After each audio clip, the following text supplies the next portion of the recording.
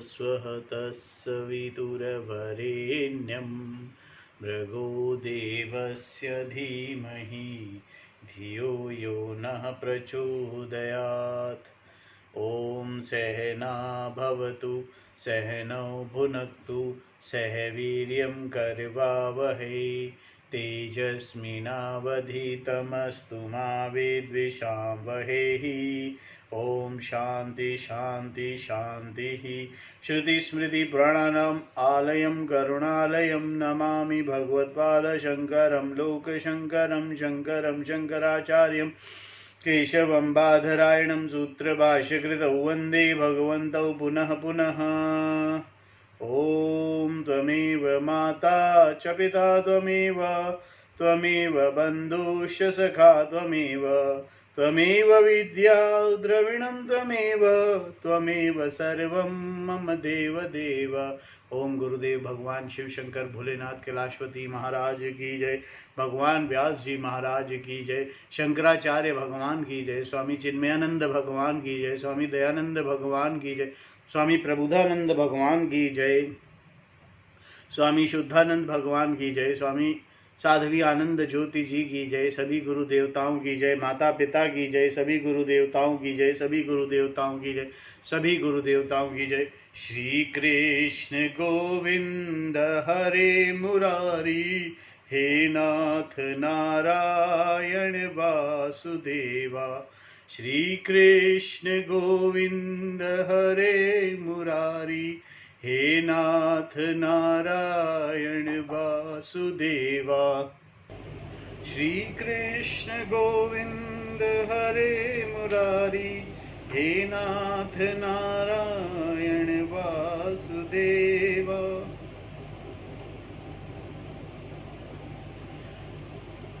Shrimad Bhagavat Gita chapter number 6, and we are on verse number 9, where Bhagavan describes the wise person's attitude towards the different types of people.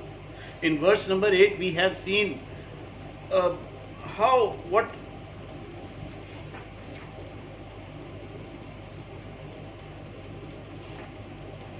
a wise person attitude with reference to all the objects.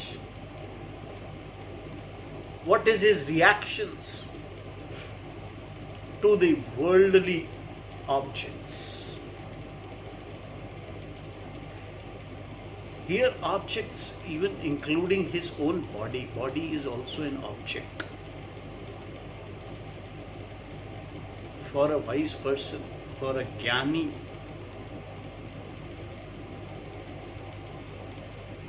everything other than him, everything other than him is an object, is another object. And the object, this is what Jnani, this is how Jnani recognizes. For him everything is same, one and the same. He himself is the object.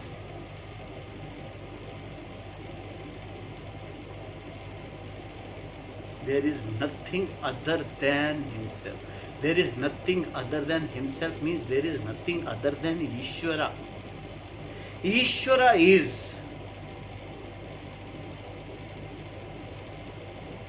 Ishvara is in this form and everything else. Only Ishvara is. Ishvara is in this form, and he is everything including me. Only Ishvara is. There is nothing parallel to Ishvara. I am not parallel to Ishvara. Only Ishvara is.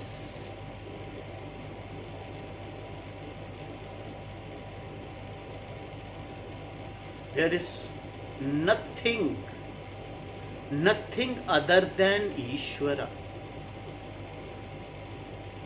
The Jnani takes everything as Ishvara. For him everything is Ishvara. Whether is he looks at the earth, or he looks at the stone, or he looks at the gold, or he looks at the diamond, for him everything is same. There is nothing other than Ishvara for him. He sees Ishvara. He sees Ishvara in earth. He sees Ishvara in stone, a pebble. He sees Ishvara in gold. He sees Ishvara in diamond. And he sees Ishvara only. He sees Ishvara in himself. That is the wise person.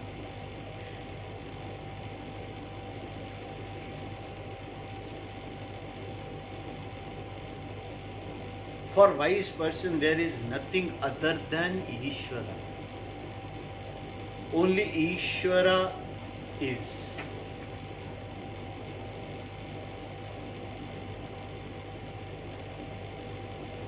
This is knowledge. Through knowledge only. Not by anybody's saying. Through knowledge, he understands through knowledge that everything else is Ishvara. There is nothing other than Ishvara. All jivas are Ishvara. All objects are Ishvara. Everything is Ishvara only. Only Ishvara is.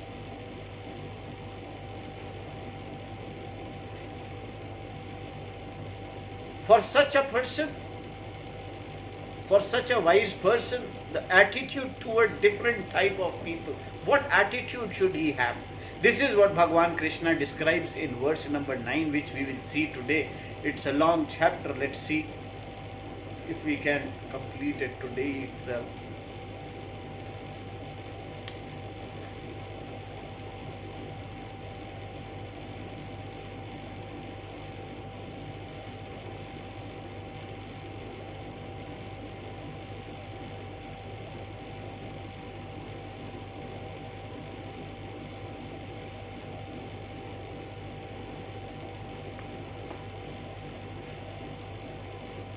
सुहृदमित्रायुर्ध उदासीन मध्यस्थ देवस्य बंधुषु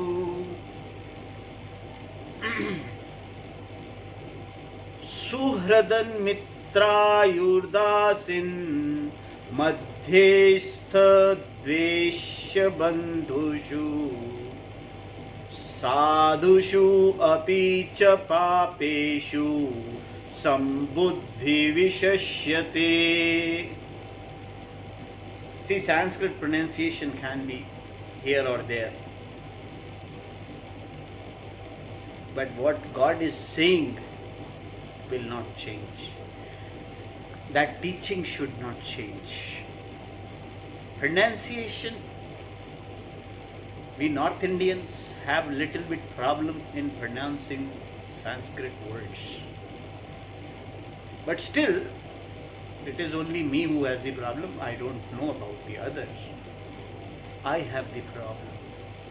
Because this recitation I have never done for reciting purpose. I have never gone through this. Now after this, I will try to recite also. Learn to recite the shlokas. They are such a beautiful shlokas they are. So I will try. Next time when we do Gita, I will be able to recite well.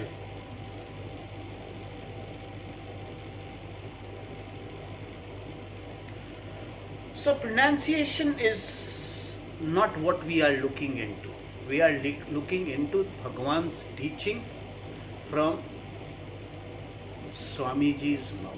What Bhagavan has said and Swamiji has explained, that is it we are looking into. So don't worry about my pronunciations. I am nothing to worry about that.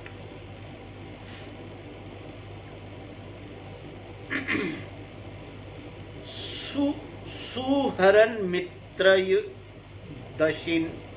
दशिना दासिन सुहृन् मित्रषु दासीन मध्यस्थ देवस्य बंधुषु.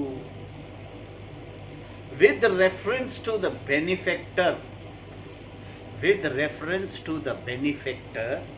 a friend, an enemy, an acquaintance, an arbitrator, a person who invokes, dislikes, and relative. Sudhushu,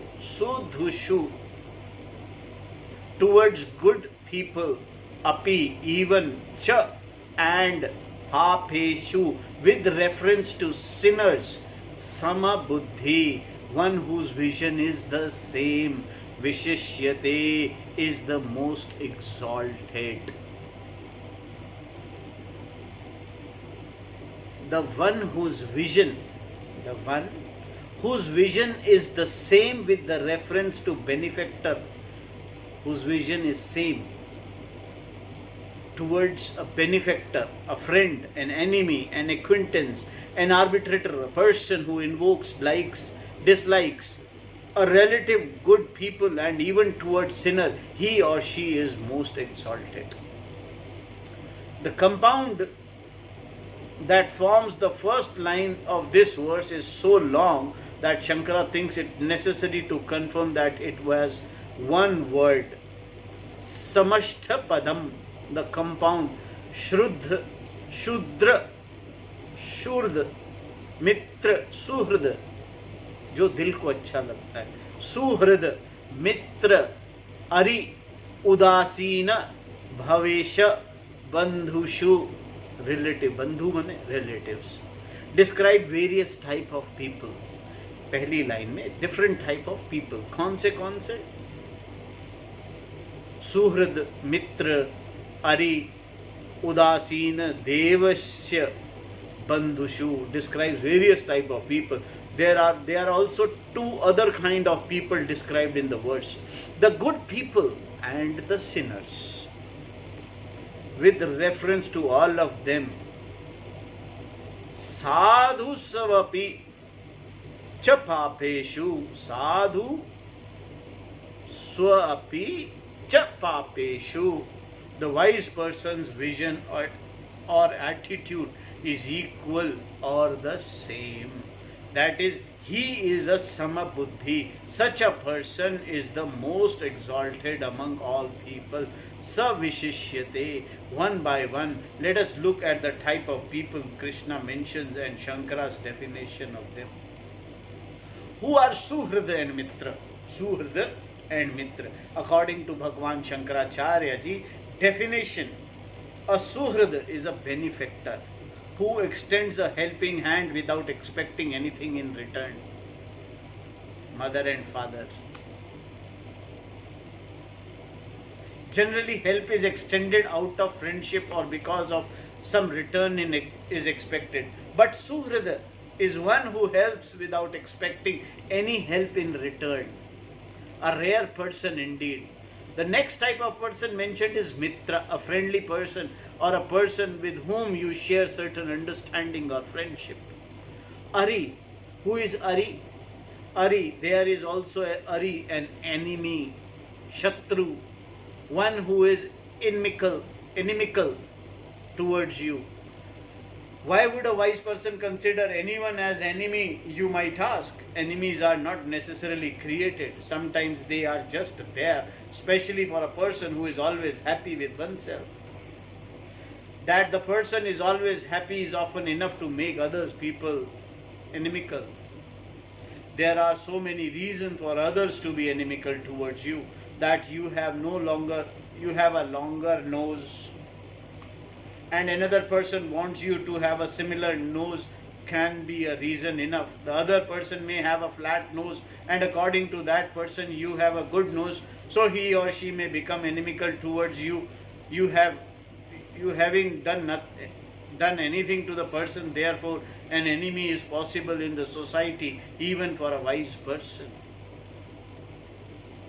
Some people may become inimical toward a wise person because of their own beliefs. They may think that a person teaching Vedanta, for example, is Stana himself, simply because he or she is saying that everything is Brahman. Such a people may become very hostile towards the wise person and are therefore described as enemies here.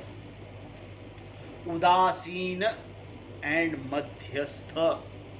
Udasin is one with whom you have a nodding acquaintance.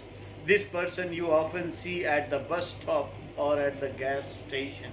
Every time you go for gas or in the elevator, every other day you simply nod to each other and go about your business.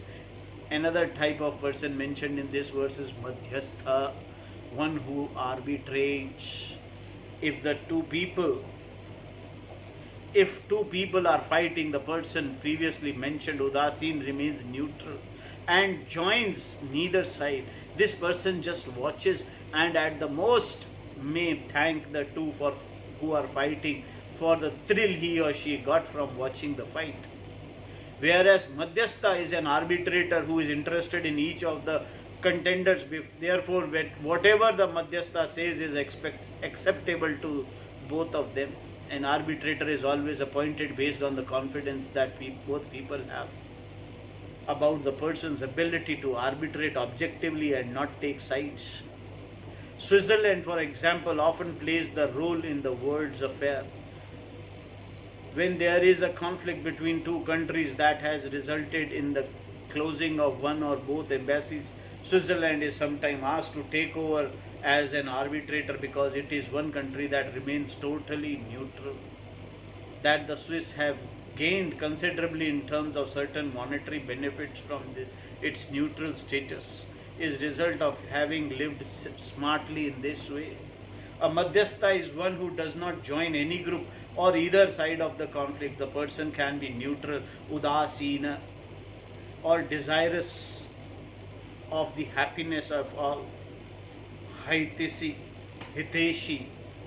If you are a Hiteshi, you try to bring about an understanding between people so that everyone can be happy.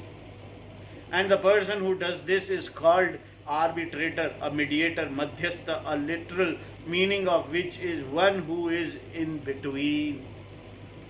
People are the society. The type of people mentioned here we find in every society. There is no society, in fact, there are only people. Society is not entity unto itself. It is made up of people all of whom are referred in this verse. Any society include all these type of people. Whenever there is a dispute or fight between people, there are both friends and enemies. There are also who want to bring about an understanding, other who simply stand by and watch. And nowadays there is one more variety. You know? Don't know? So nowadays there is another type of variety, which is a video taking people. They stand and take videos.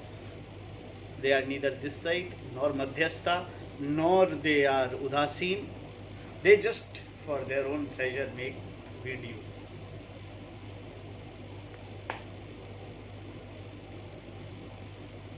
Devasya and Bandhu. The next time, Bhagavan says, Devasya and Bandhu. Another type of person mentioned in this long compound is the Devasya, one who deserved to be disliked because of his or her action. Devasya is someone who is not at all likable.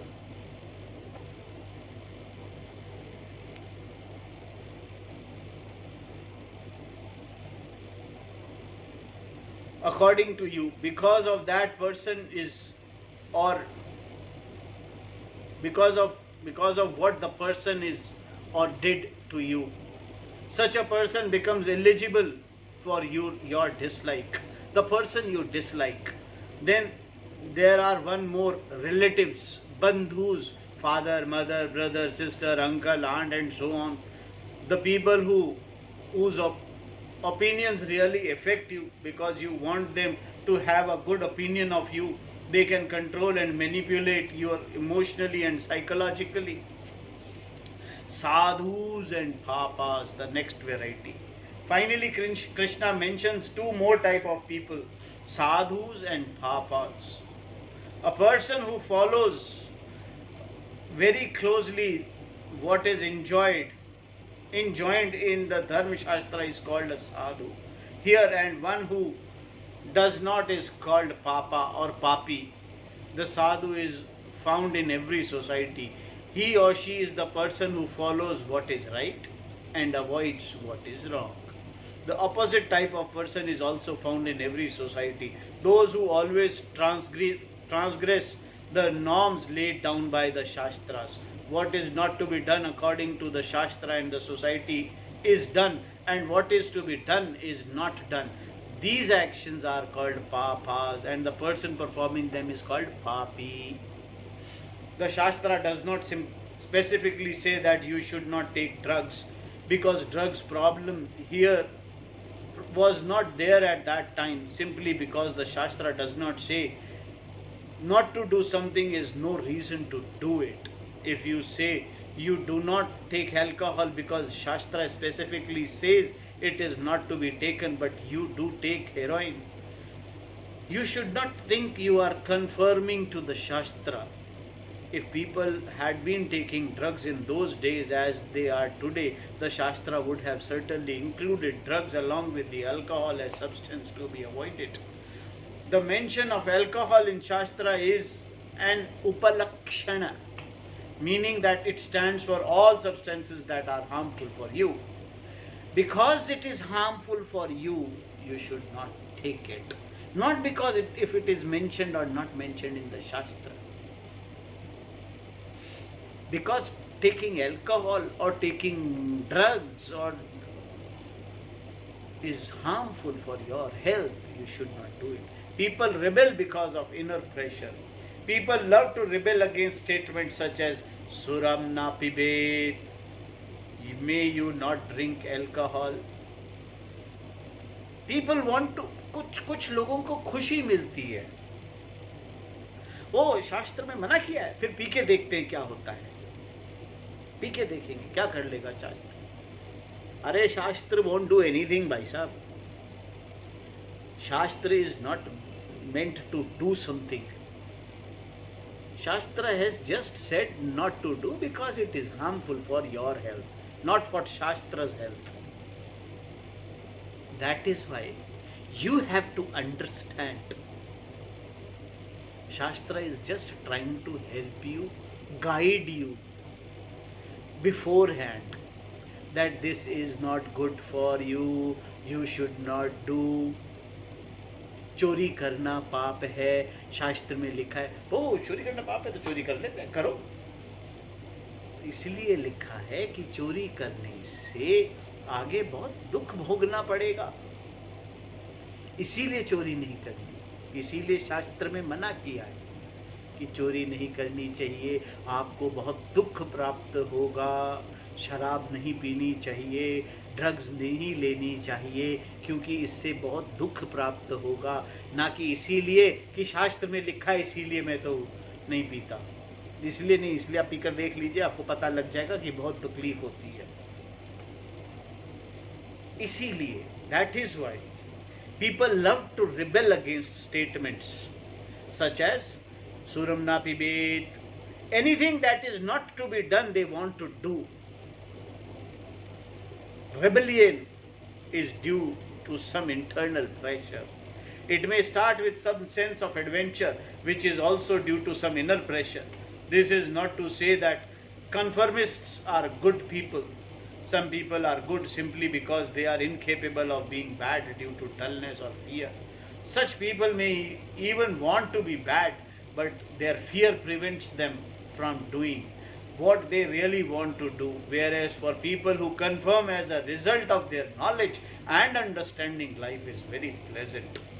Their conformity is willing conformity.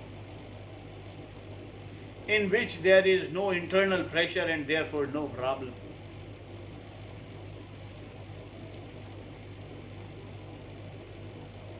Sura na pibet is a statement. एक वाक्य है जो शास्त्र में लिखा है. कई लोगों को मजा आता है.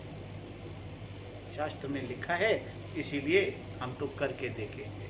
उस मजा को, वो मजा सजा में बदल जाती है. तकलीफ होगी, सेहत खराब होगी. पर अगर डर से भी नहीं पी रहे कि शास्त्र में लिखा है इसीलिए मैं नहीं पीता, ऐसे भी करने का कोई फायदा नहीं है. मगर ज्ञानवश अगर आप नहीं पीते तो आनंद है, समझकर कि नहीं, इसको पीने से कोई लाभ नहीं है. अगर ये समझ आ जाए और फिर ना पिए तो आनंद ही आनंद है. To rebel means there is a pressure inside the person and that pressure itself is the problem. The rebellion nature is not the problem. The pressure behind the rebellion nature is the problem. We all are rebels, really speaking. I am also a rebel because, which is why, Swamiji says, which is why he became a Swami. He may not be a rebel in the eyes of the society in which Swamiji was raised, but certainly in mother's eye, he was. He rebelled. Swami बनने के लिए माँ से पूछना पड़ता. So he rebelled. Which mother wants her son to become a Swami? No Indian mother wants it. Only when the neighbor's son become a Swami, it is all right. All Indian mother prostrate to have a person and give bhiksha and dakshina as long as it is someone else's son. Therefore, to be a Swami, one has to be a rebel. Rebellion can be due to some inner pressure or because there is understanding, some vision. More often than not, however, a rebellious nature is because of some problem inside, caused by one's upbringing or whatever. Due to this internal pressure, people do what is to be done, not to be done. From picking pockets to acting as don of mafia, with so many others in between. Looters come in many shapes and sizes, including the very dignified corporate looters. Those who manage never get too exposed. The word papi here covers all type of wrongdoers. White-collared wrongdoers also. Specifically, they are more dangerous. They are more dangerous to the society. We do not relate to people but to definition and categories under which we put them. Thus Krishna began with the Suhrad and ended with Papi. With everyone else in the world being covered in between, and how you are going to deal with all of them, Krishna here says he is in so many words that you must always deal with them without differentiating between them. Instead, what you tend to do is bracket these various type of people and then deal with them. You do not look at a person as a person is. You look at the person according to the particular category or definition you have applied to him or her. Only then you relate to the person. But this is not relating to all. When you look at people according to definitions or category under which you have put them, you are relating to definitions, not to the people. People relate to people very rarely. You define people and relate only to your definitions. No one can fulfill a definition. For example, no one can fulfill the definition of an enemy. What does it mean to define someone as your enemy? To what part of you is the person an enemy? You were made up of so many parts. If the person an enemy to your nose, to your legs, to your hands, to your mind, to your soul, to what is the person an enemy? From this you can see that no one really fulfills any definition, yet you deal with the people based on your definitions. When you deal with the people according to your definition, You meet only your definition of friend, enemy, or whatever. You do not meet the person.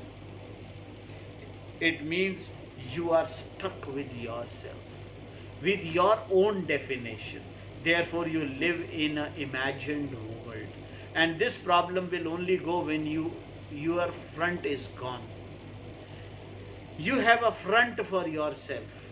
You want to protect yourself because you have your own insecurities, your own pains, and so on. Therefore, there is always a shield, a mask through which you face the world. But the person being discussed here is Jnana Tripta Atma, has no such problem. By knowledge, this person is completely free, totally satisfied with oneself. What front has such a person got? None whatsoever. All fronts are gone. And what remain is simple person with a mind and senses. This is why the person is called Samabuddhi here. A wise person never condemns another person. The Samabuddhi is not a dull, dumb person who cannot tell the difference between Suhrda and Papi. He or she recognizes Suhrd as Suhrd and Papi as Papi. The point being made here is that Samabuddhi does not condemn the person as Papi. Indeed, there is no such person as Papi. There is only a person who has done those actions that are Papas. Therefore, you meet person as they are, take them as they are, and respond to and deal with them. The particular vision, this capacity to take people as they are, definitely implies certain freedom on your part and enables a new type of dynamic relationship, a true relationship to take place. For instance, a man who has money goes to a party, will search out his own class or a little higher class of people and talk only to them. Everyone does this in one way or the other. You may come across someone who is informed, a scholarly person, and run away simply because he or she is a scholar. Because you feel uneasy in this person's presence, you find it more comfortable to be away. You may either run away from those who are moneyed and proud, or you may seek them out. This is not the same thing as being careful about your choice of friends. A friend is one with whom you can share and be free. Therefore, there is some validity in choosing your friends carefully. But we are not talking about empirical life here. We are talking about a wise person. A Jnana Tripta Atma. How does such a person respond to all these different kind of people? With reference to them, all these people is one of equal vision.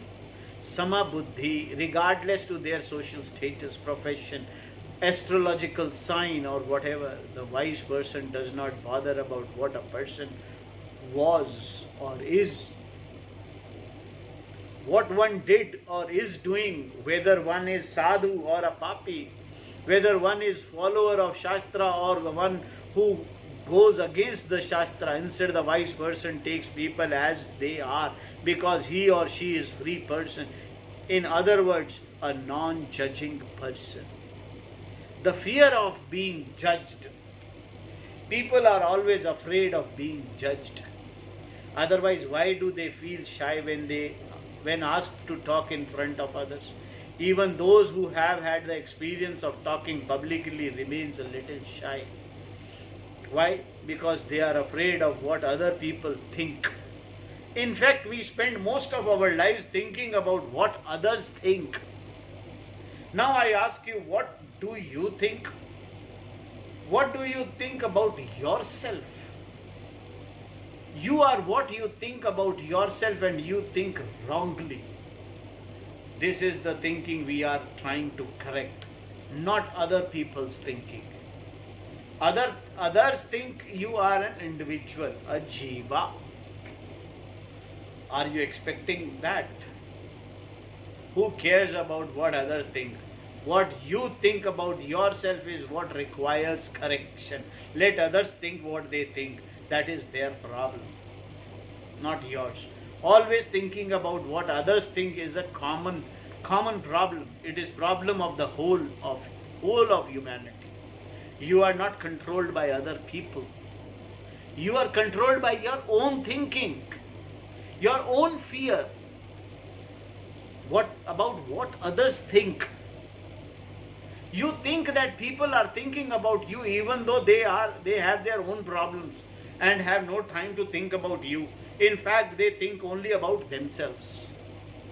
Yet you allow yourself to be controlled by your own thought of what others think. You think society is controlling you when in fact society does not control anyone. The only controlling factor here is your own thinking.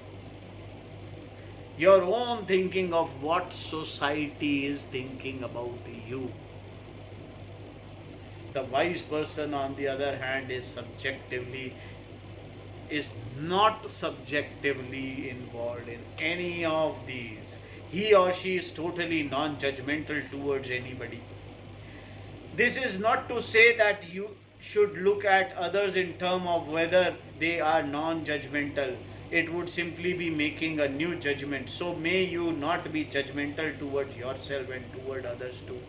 Empirically, being non-judgmental has a value, and for a wise person it is very natural. In fact, the quality of being non-judgmental is to be accomplished before wisdom. Therefore we say, do not judge yourself on the basis of your mind. That is on the basis of your mental condition. This is the basis of all judgment. Judgment of your qualifications, your skills, your physical body and its status in terms of age, weight, color, hair and so on. Not only do we judge ourselves this way, but we judge others also. This is all false, absolutely false, which is why correction takes time. In every area there is a mistake, an error. Our whole perception of ourselves and the world is wrong. Therefore, a total revolution has to take place. First, we put things in order empirically, and then we say these are all judgments, and the self is not to be judged according to anything. The self is something that is to be recognized. Such recognition is knowing, not judging. Knowing is simply recognizing the nature of the self as it is. The whole vision, therefore, is a disconditioning program. We have hypnotized ourselves into believing certain things about ourselves, and that self-hypnosis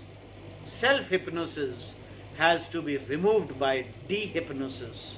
This dehypnotizing process culminates in the recognition that I am limitless, fullness, aham purnaha, satchit anand atma. The wise person is the most exalted among yogis, because this jnana vijnana tripta atma, this sama buddhi does not sit in judgment. He or she attains the status of being the most exalted, vishishyate among the yogis. Vishishyate, vishesh. The expression the most exalted has to be understood in context here. Among those who are not yet wise, there are different degrees of insight and understanding. Whereas among those who are wise, there is no such difference. Thus, we cannot really compare the wise person being discussed here, the Jnana Vijnana Tripta Atma, with others. In terms of Sama Buddhi, however, Krishna used the word as some kind of descriptive paradigm from the Jnana Vijnana Tripta Atma. Some comparison can be made. Thus, it is said here that the one whose buddhi is of equal nature with reference to all these people, Sama Buddhi is most exalted, Vishishyate. vishishyate. Another interpretation is also possible. In Shankaracharya's time, all manuscripts were handwritten on the palm leaves. Shankara may have seen the word vishishyate as vimuchyate, or he may have had a manuscript that actually said vimuchyate, meaning the person whose vision is equal with reference to different kind of people is liberated. Since one who is liberated is the most exalted among yogis, the meaning is the same. This verse and the one before it point out that what is gained by this knowledge. The person is said to be the most exalted, the most accomplished among yogis, and is called Brahmanishtha. One who has the knowledge of Atma as Brahman. How to gain this great result is the subject matter of this chapter. To gain the status of Samabuddhi, to gain freedom from insecurities, otherwise called moksha, one should follow the twofold sadhana of karma yoga and dhyana yoga.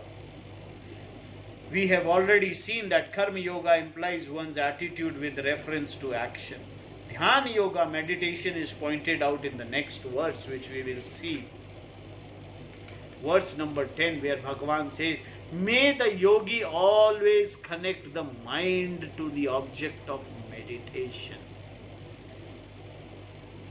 May the meditator, whose body and mind are relaxed, who is free from longing and possessions, remaining alone in a quiet place, constantly unite his or her mind with the object of meditation. Mind here is object of meditation, which this verse we will see.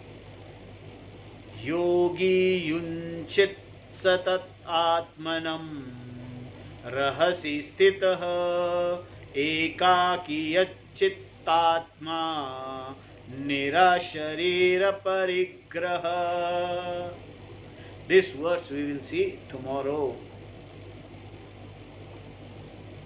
Om Purnamadaha Purnamidam Purnat Purnamudashyate Purnasya Purnamadaya Purnameva Vasishyate. Om Shanti Shanti Shanti. Harihi Om Tat Sat. Om Gurubhyo Namaha.